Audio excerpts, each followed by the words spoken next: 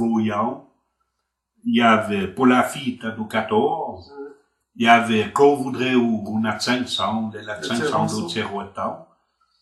Et puis, je sais pas s'il y en avait pas un autre. Là. Il y avait ça. Et puis, malheureusement, pour moi, au centre solfège, je n'y pigeais ni huche, ni ouate. J'ai jamais rien compris. Alors, ils faisaient leur leçon de solfège, là. Moi, je faisais les mouvements. Et je lisais tout le temps ces trucs à patois, ça m'intéressait.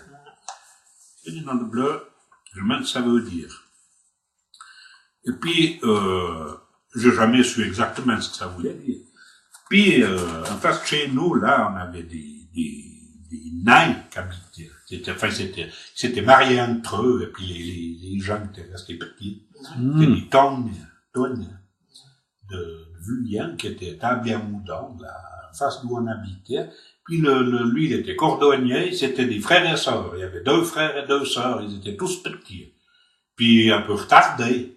Puis le cordonnier, là, il avait des mots de patois qui sortaient, là, de temps en temps.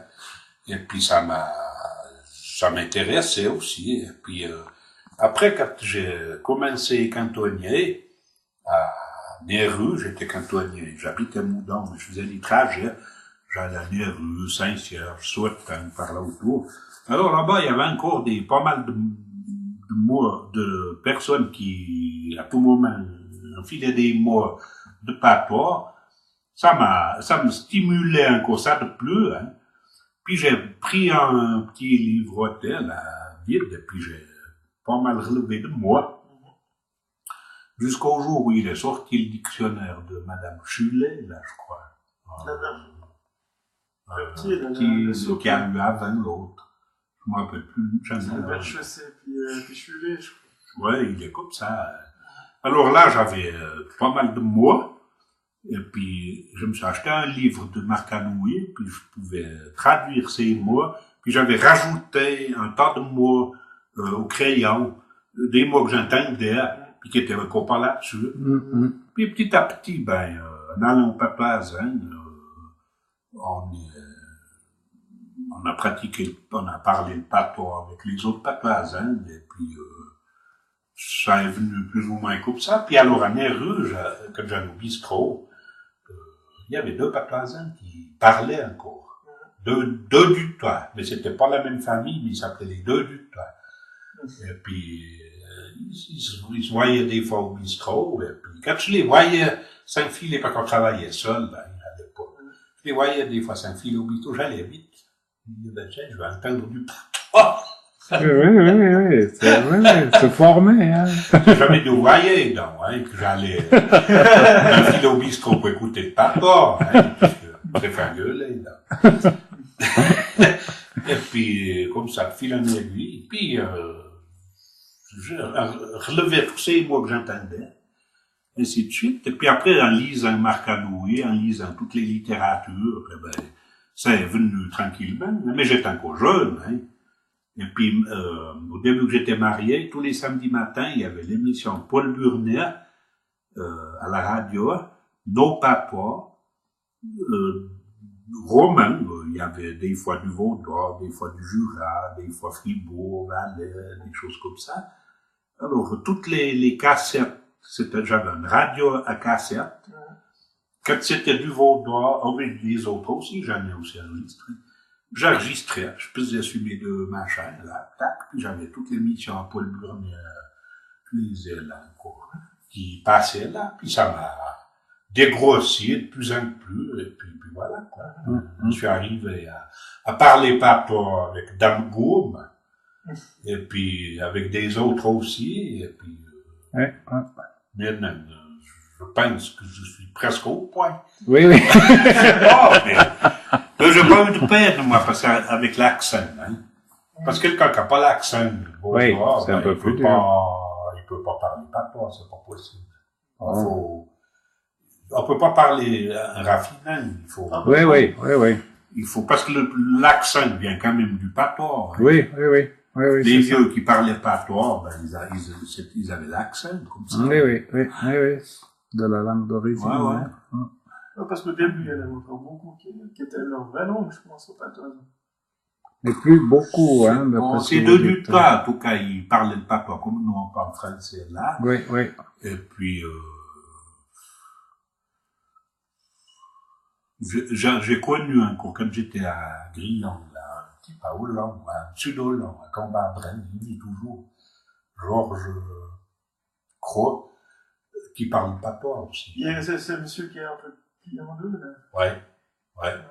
Un peu, une fois qu'il est enregistré, vous pouvez. Là, il faudrait pas trop tarder parce que il est vieux. Ouais. Ouais. Il habite où? À Cambabren.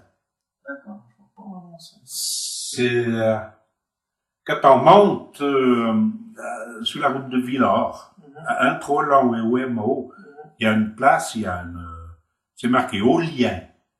Il y a une route qui part à gauche puis qui monte. Là, il y a un hameau. Puis lui, il est tout au fond, c'est une maison en pierre, parce qu'il y a beaucoup de chalets. Mais lui, c'est encore une maison en pierre. Maison vigneronne. Ouais. Ouais. Ouais. Il nous a dit que c'était, il nous a dit que c'était une maison qui avait été bâtie par un cantinier de l'époque des armées Napoléon, qui avait fait fortune, et puis qui était revenu, puis qui avait fait bâtir sa maison en pierre. Je pense 1830, par l'autour, je sais pas. Voilà ce qu'il m'avait dit. Hein. Alors, je sais pas si c'était de la parenté à lui. Et puis encore, il y a un autre Georges à Plainbuis, Georges Cutelot, qui sait bien le patois aussi. Ouais. Vous avez le numéro de téléphone de ces gens? Handicapé. Hein? Il est un peu handicapé parce qu'il est énorme. Ah, d'accord. Énorme. Il peut plus se remuer. Se bouger. Alors lui, il sait le patois aussi parce qu'il était passé chalets quand il était gamin, par la montagne, et puis il parlait patois parce avec des beaucoup plus vieux. Voilà. Là-haut. Il y avait les vieux mots et tout, hein. Voilà. Alors, Georges Cutelot, lui, à Plainbuis. Et puis l'autre, c'est Georges Croix à Cambabren. C'est drôle, bon, vous avez dit que vous vous ennuyez un petit peu dans les cours de chant, et puis que, voilà, ça vous intéressait cette langue, c'est un peu mystérieux, c'était le mystère de la langue qui vous a attiré, ou bien? Je pense que j'avais déjà des gènes je sais pas de quoi, puis je comparais les mots avec les mots. Ah, voilà, c'est comme une enquête. J'essayais de traduire ce que ça voulait dire. Voilà, oui. C'est la curiosité, comme ça, oui. Ouais. Mais, le patois, parce qu'il y avait un autre chant, Odengot, là, je crois que c'est la chanson de la Landsgemeinde. C'est un allemand, mais ça m'attirait pas. Non, mais c'était marrant de voir. C'était quand même assez proche du français, alors on pouvait presque reconnaître les mots des fois, je pense. Puis je pense que j'avais ça dans le sac, ça m'intéressait, parce qu'après il y avait l'almanach de la Broye, qui existe plus maintenant, je crois. Il existe, mais il est fait extérieur, je crois. Ouais, mais il y avait il y avait toutes les photos de ceux qui étaient morts pendant l'année. Et puis, il y avait un texte, un patois je crois bien, qu'il est dans le Pourcafort maintenant. C'est, Alain Vaudin, laissez-vous trésor, sang par la berce, le faux chaud, la lota, nous faut sang des tieux et des courants. C'est une chanson patriotique de, je me rappelle plus de quoi, c'est une indépendance quelconque, je me rappelle plus bien. Mais, il était aussi sur le almanach de la Broye, là, j'avais tout ça gardé. Après, je regardais des fois sur l'almanach autrement, et puis,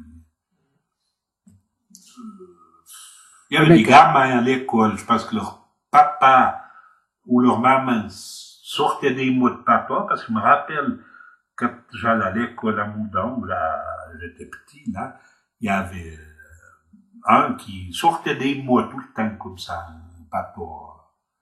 Et puis alors, quand j'ai été 17 ans à Grillon, au sud de baie, alors il s'est conservé aussi pas mal de mots patois, mais c'est pas les mêmes mots qui se sont conservés.